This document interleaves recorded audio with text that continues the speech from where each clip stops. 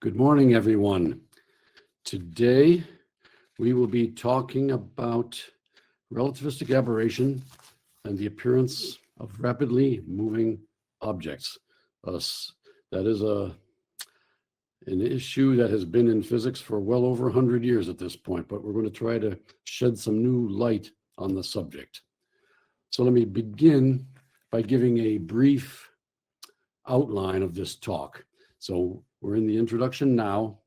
I will then go into a brief discussion of the mathematical model behind this.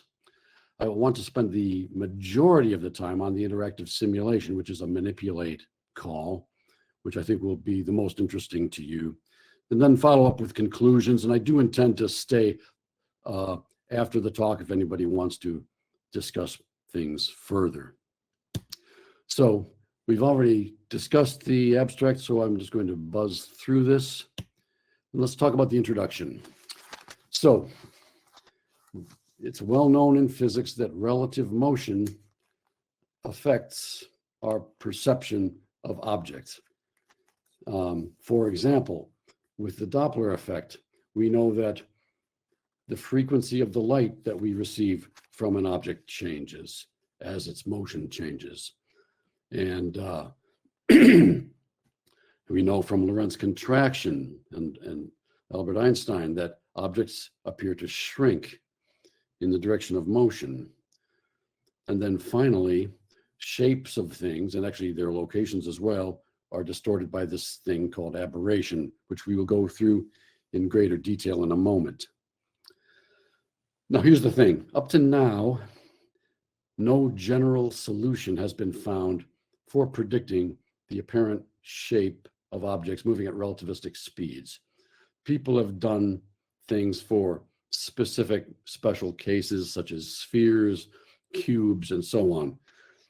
But a general solution has been lacking even at this late date in the research into special relativity.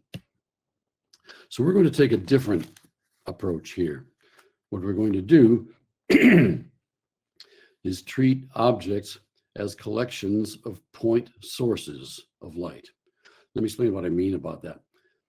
It's somewhat similar to pixelizing. Just as the screen on your computer or your TV pixelizes everything and constructs objects from these pixels, we're going to do a similar thing here. We're going to construct complicated objects from simple objects, which are simply point sources.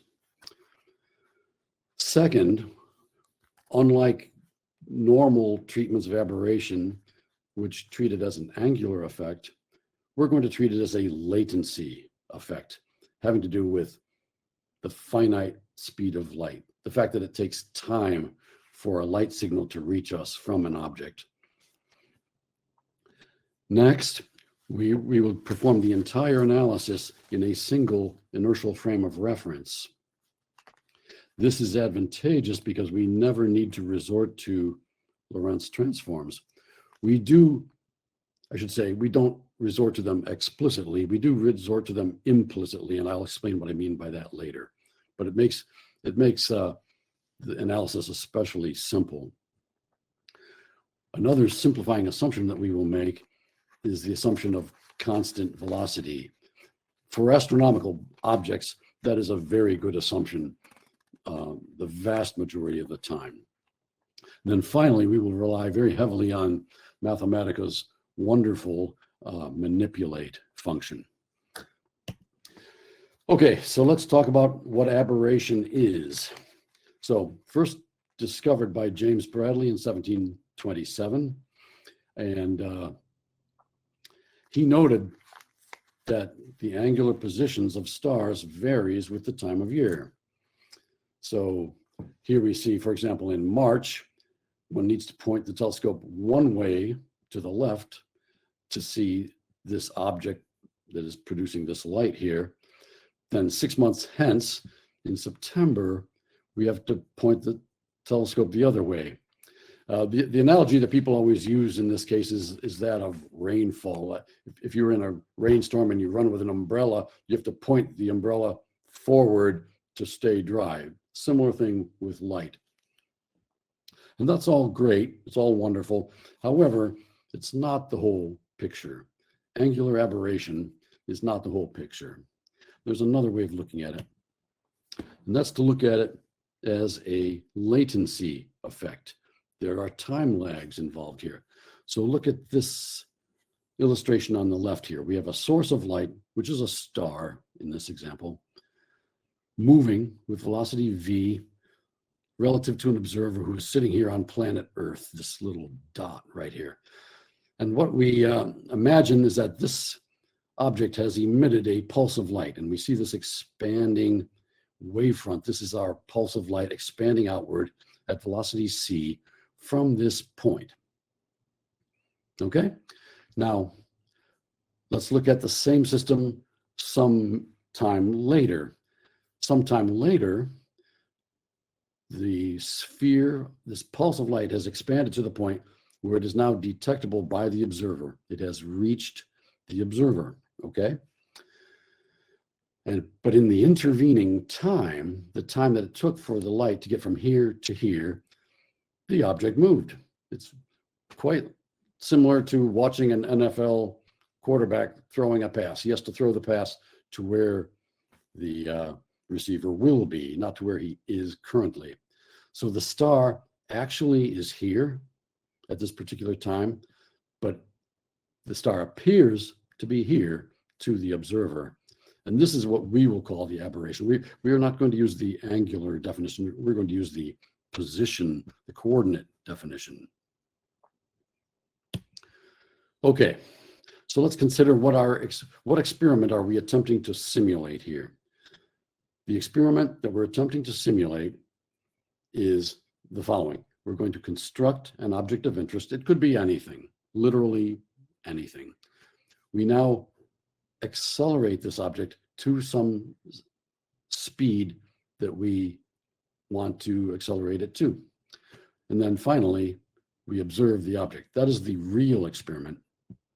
Okay, so how do we simulate it?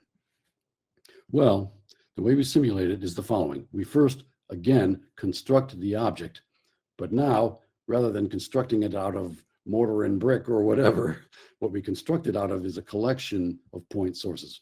In other words, we specify positions of all the point sources.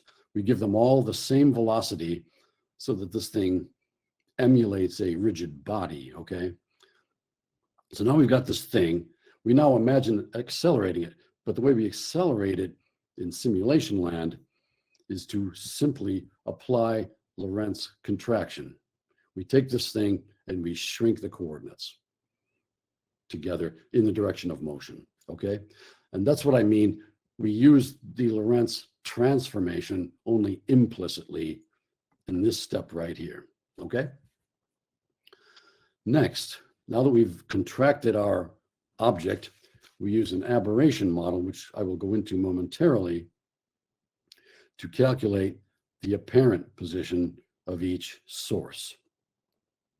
Once we've done that, we can use an optics model to simulate what a telescope would see. We would then render two things. We're going to render two things now. One is the apparent positions of all the point sources, and then a telescope view of all the point sources, okay? So, whoops, and now it's not, okay, what's it doing here? Hang on, I think I have to come out of this and go back in and start. I made the mistake of touching the mouse. Okay, so here's the model. Surprisingly simple, if you ask me.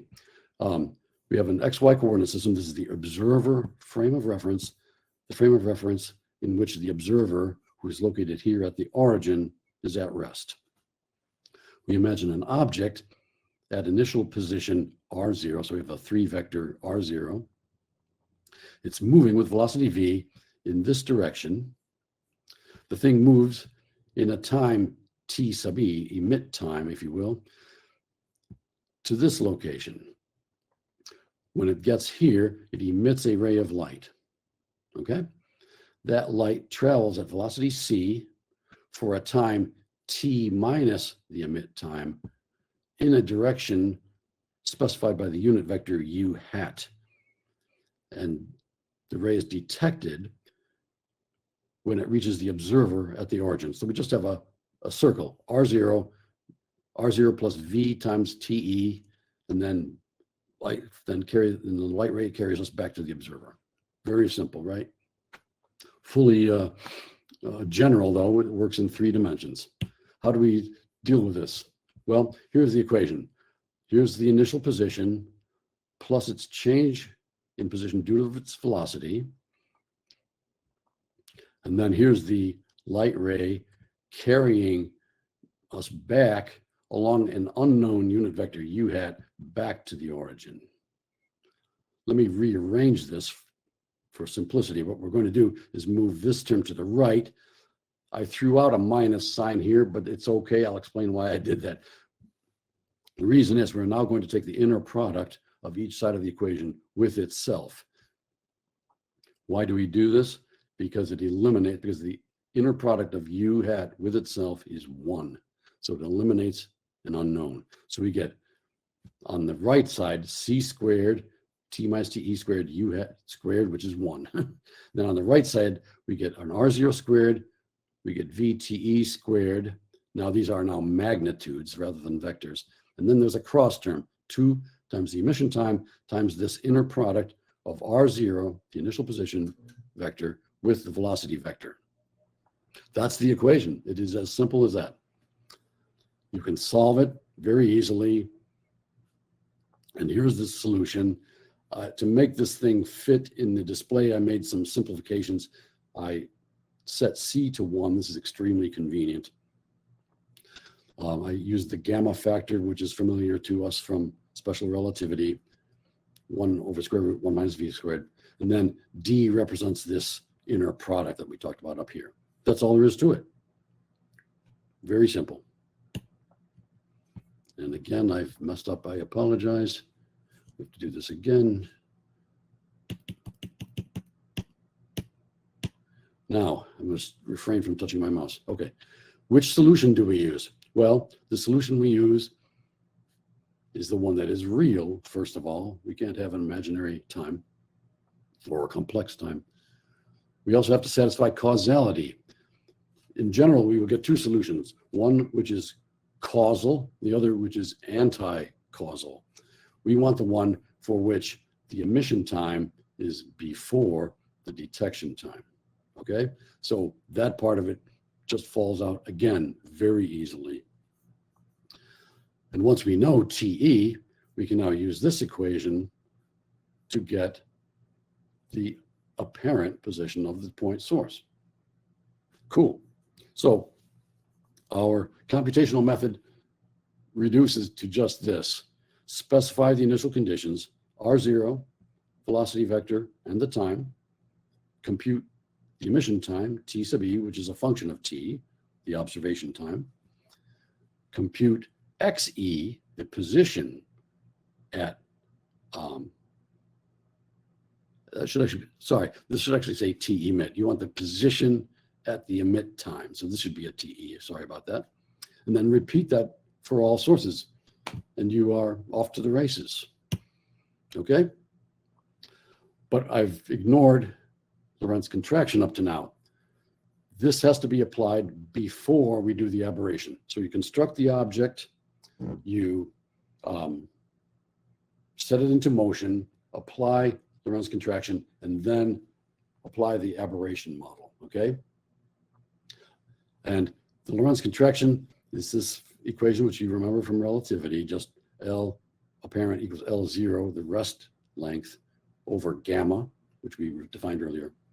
But we will use it in vector form so that we can work not in 1 dimension, but in 3. So here's the vector form. And then finally, for the optics model, we simply assume a pinhole camera, which I will not go into in detail. If you have questions, I can answer them. Okay, and now we come to the simulation. So here's the simulation.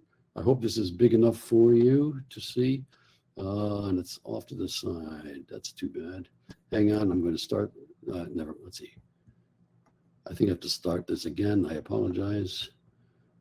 We're going to do it differently. We're going to make it a scrolling. So now we can Okay, so now we can see the whole thing. Good.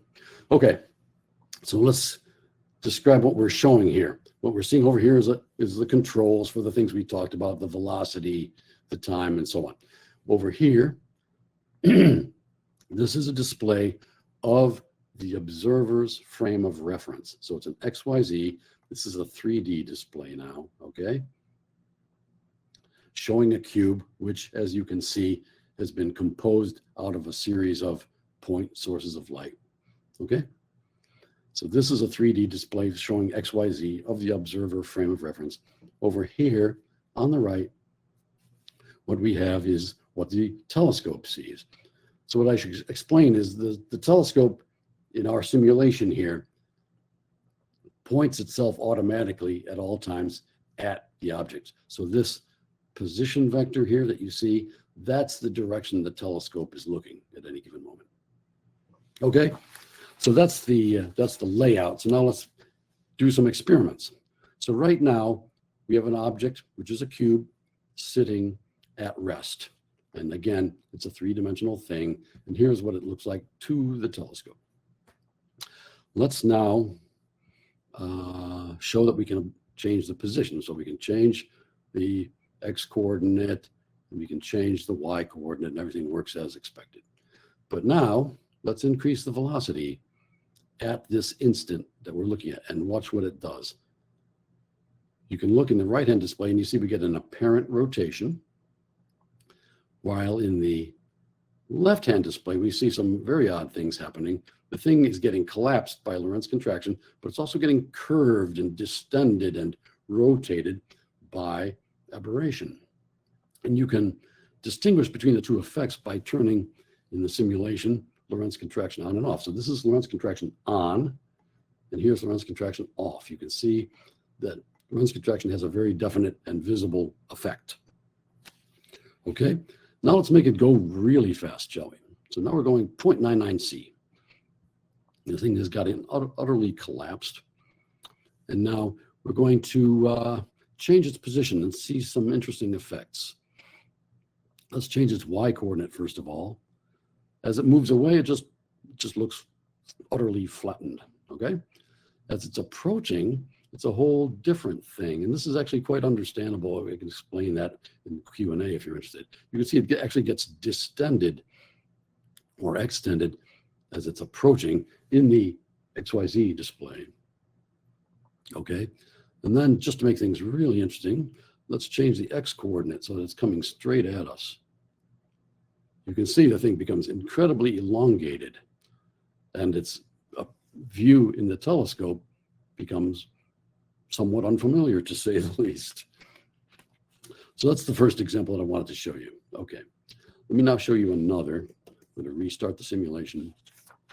Now let's talk about a sphere. And a sphere is interesting because this is the one that Roger Penrose was able to describe way back in 1958 with his analytic approach. And here we have a sphere. Again, at this moment, it's at zero velocity. So now let's speed it up and see what happens to it.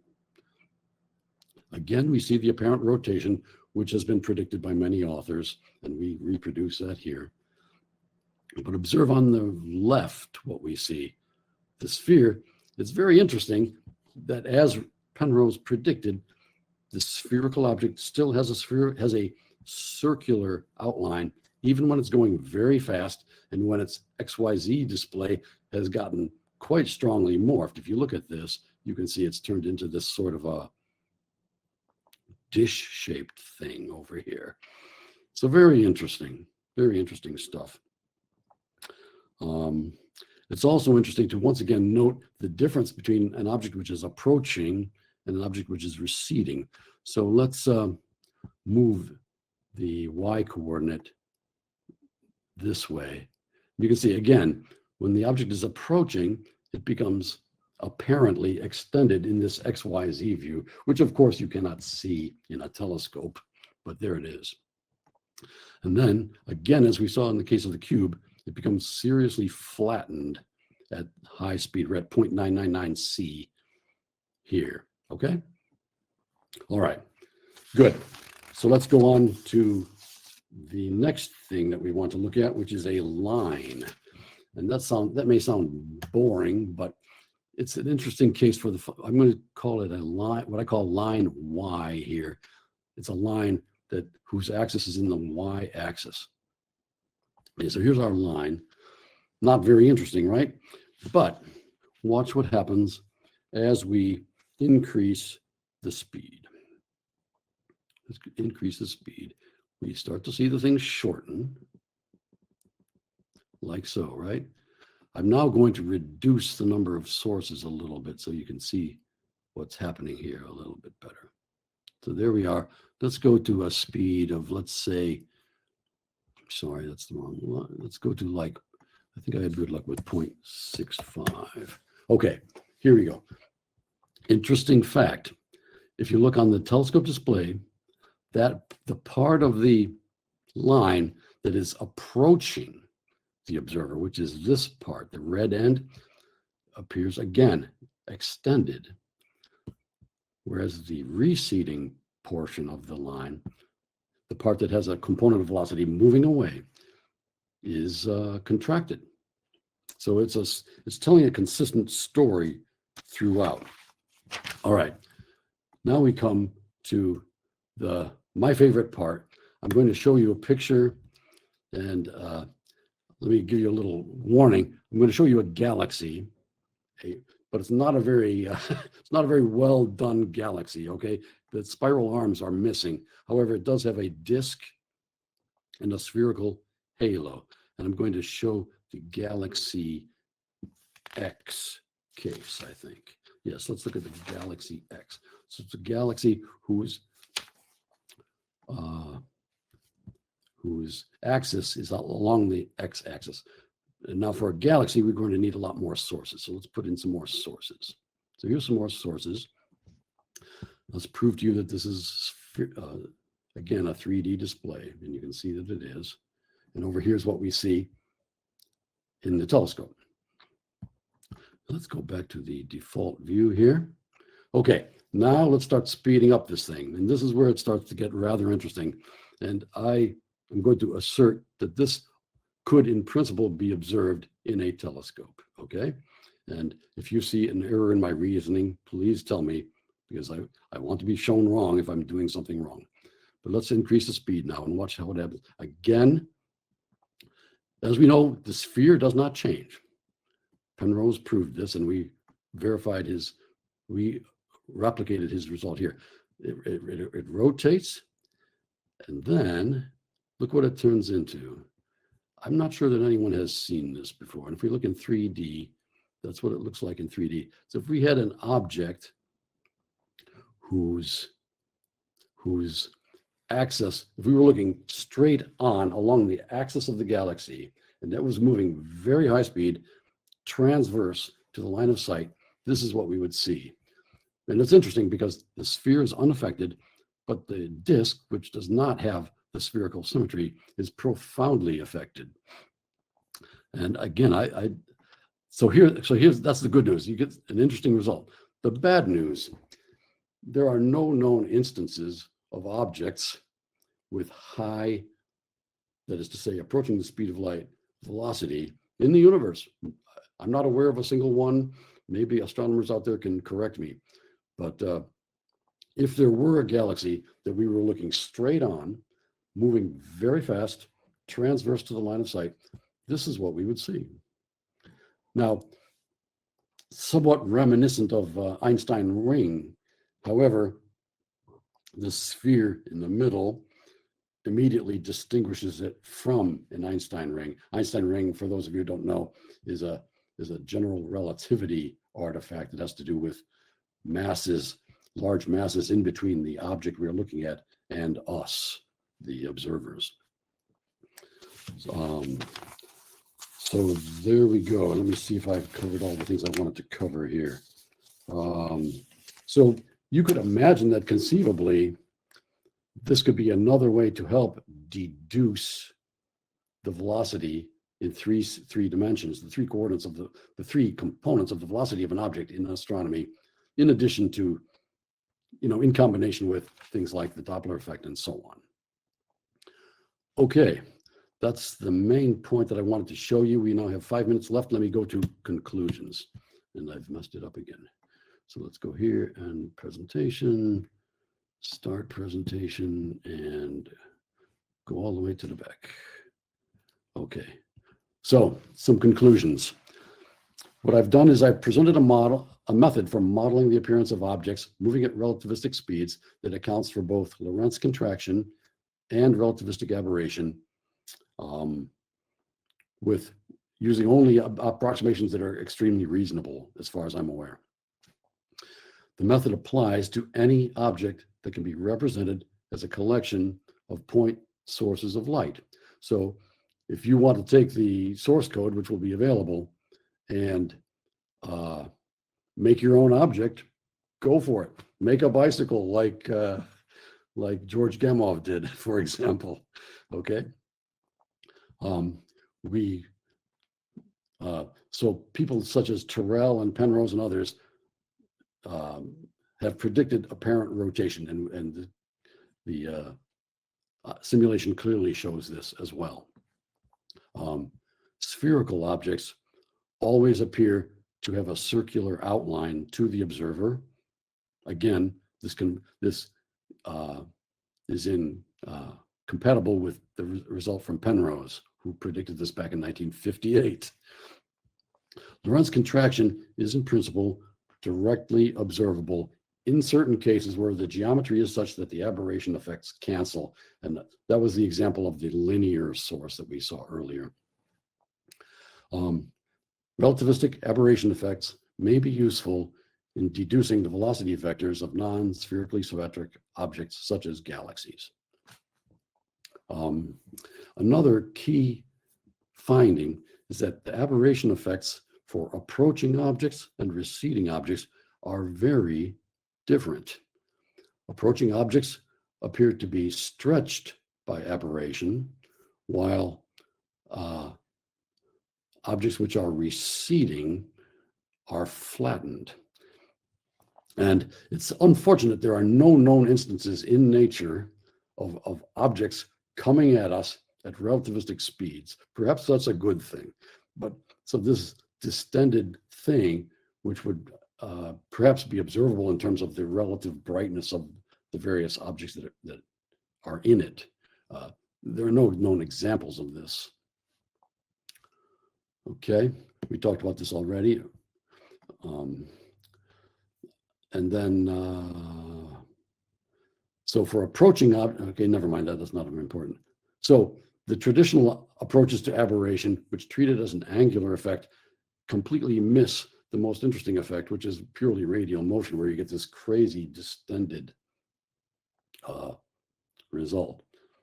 And then last but not least, I have to say, manipulate. The manipulate function of Mathematica is a tour de force that I use all the time. So that's pretty much all I have. So I can now do questions and answers. I see a question here.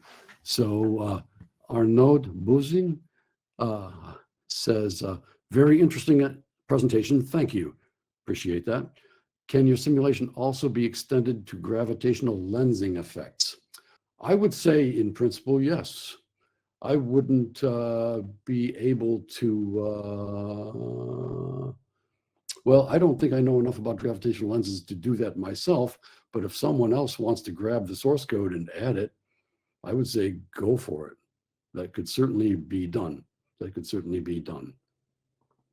Are there any other questions? Okay, I think that we are done then. So thank you very much for your attention. And if I can be of any help, feel free to message me or chat, or I see some chats here. Okay, Marco Saragnese, sorry. If I remember, the starry sky gets crowded to the direction of motion. That is correct. You're absolutely correct. Can you produce that perhaps by putting a sphere around the telescope? Yes, that would be a very nice enhancement. Absolutely. And then Marco also says, Marco Saragnese says, can you also reproduce Doppler effects? again, yes, these are all good things. If you look at the beginning of the chat, Coy Miles asks about where the source code is. If you go to this link at the top, the very first entry in the chat, if you go to that link, you will get the source code. And I'm very interested to talk to anyone about the source code and where you, how it works and any changes or bugs that you find, whatever. I'm very interested to hear about it. Absolutely. So, yeah, are there any other questions? Let me go here. So I'm looking at comments. Let me go back to Q&A. Okay, I think we've answered everything. Again, thank you very much for your attention. And I believe this is where I will sign off. So thank you again and have a great day.